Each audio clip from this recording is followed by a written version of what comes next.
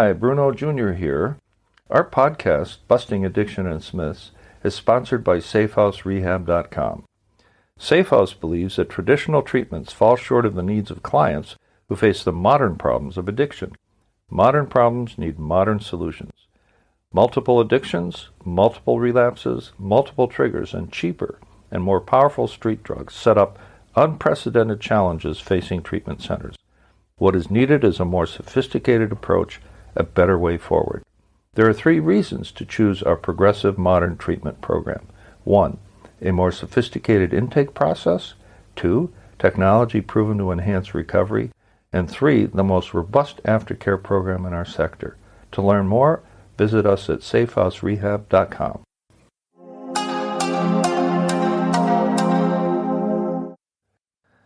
This is Season 13, Episode 6. I call this episode, She Just Let Go. When you have a substance abuser in your life, whether or not he or she lives under the same roof, you're very likely under severe stress trying to control what is essentially something very much out of your direct control. Wanting so much to make it right when it's all so wrong would drive anyone crazy. Imagine the courage and wisdom it would take to just let go. I ran across a beautiful poem by a woman who had a friend who seemed to have taken flight by way of an enlightening spiritual experience that allowed her to just let go. In my humble opinion, suffering precedes enlightenment. Suffering makes one ready. Another way of looking at it is that one can only become enlightened if one walks through the fire to get to the other side, which is known as serenity and clarity. So, this is the poem I speak about. She let go. Without a word or a thought, she just let go. She let go of the fear. She let go of the judgments.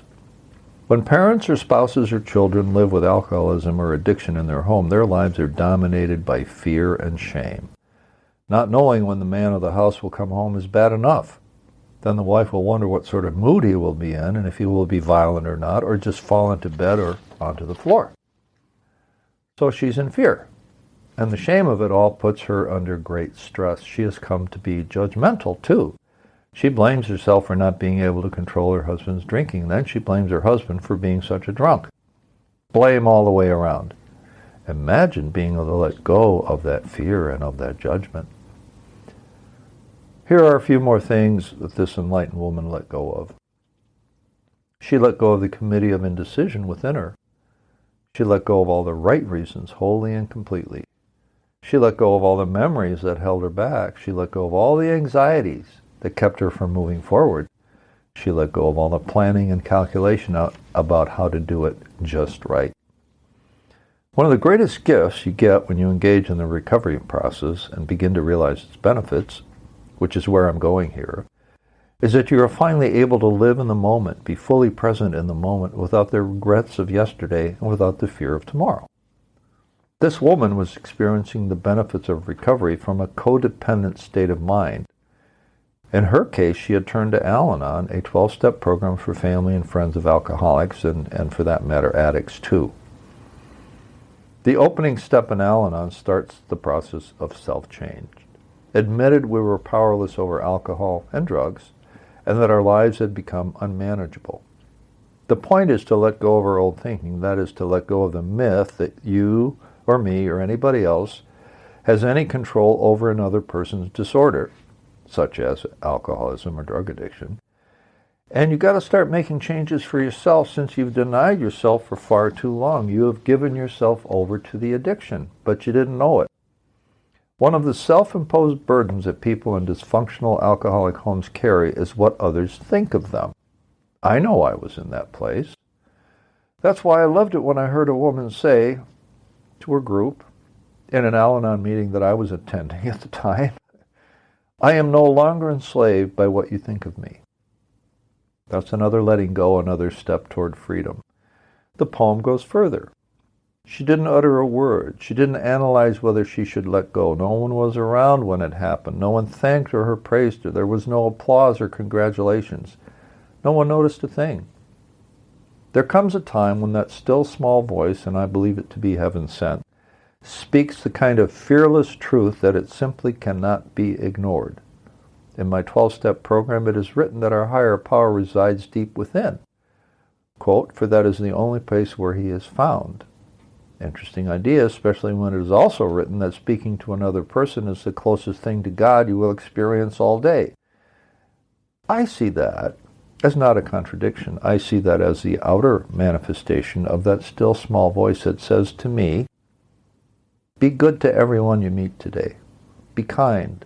Listen attentively. Be fully present for that person. Put your own head noise on silent and turn your full attention to the other person and hear what they are saying and feel what they are feeling. Finding and hearing that still small voice is one of the greatest challenges a suffering person will ever have. Finding stillness is an art unto itself. I like to quote one of my favorite gurus, Eckhart Tolle, author of The Power of Now, who speaks of freedom in the following way.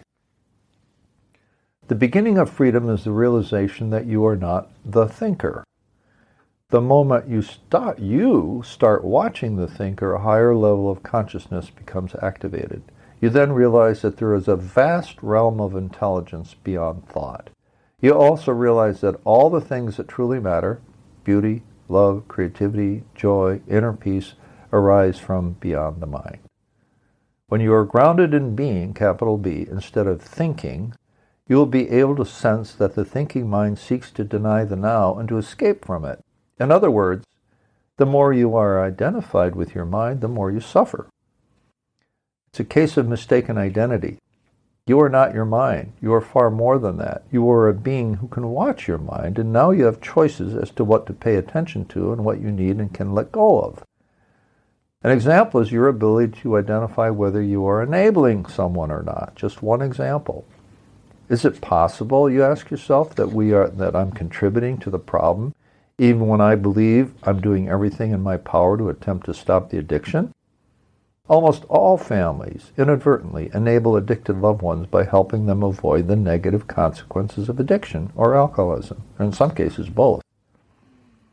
This happens in a number of ways, including taking over responsibilities, making up alibis, keeping secrets, covering up or ignoring the problem, allowing the addict or alcoholic to manipulate them, and rescuing them in countless other ways. Now, if you have been watching your thinking, that is a conscious, instead of being in a state of conditioned response, which is unconscious, you begin to see that you have choices as to how you respond as opposed to just react to your loved one's behavior.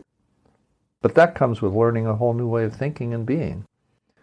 I highly recommend Al-Anon as a way to be with other people, just to know you are not alone. For that is what it feels like. You feel like you are the only person in the whole wide world who has this problem, and that brings on an awful sense of loneliness.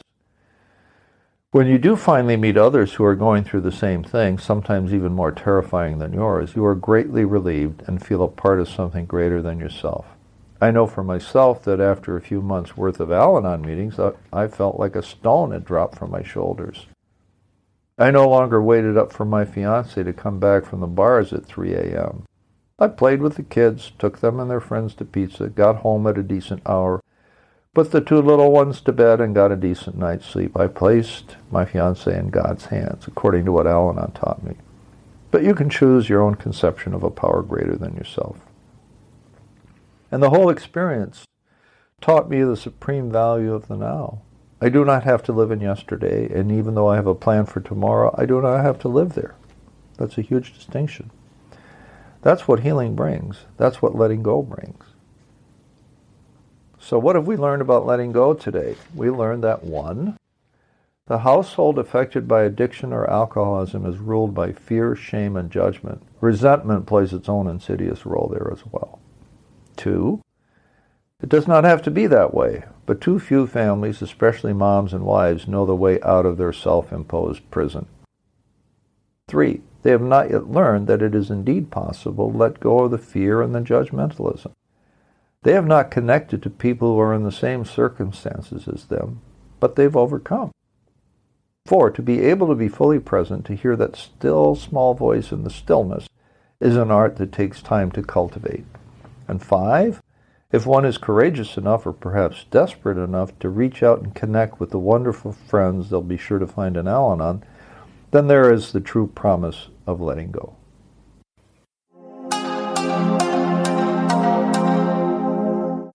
Our podcast is sponsored by SafeHouseRehab.com, a modern approach to recovery. To learn more, visit us at SafeHouseRehab.com.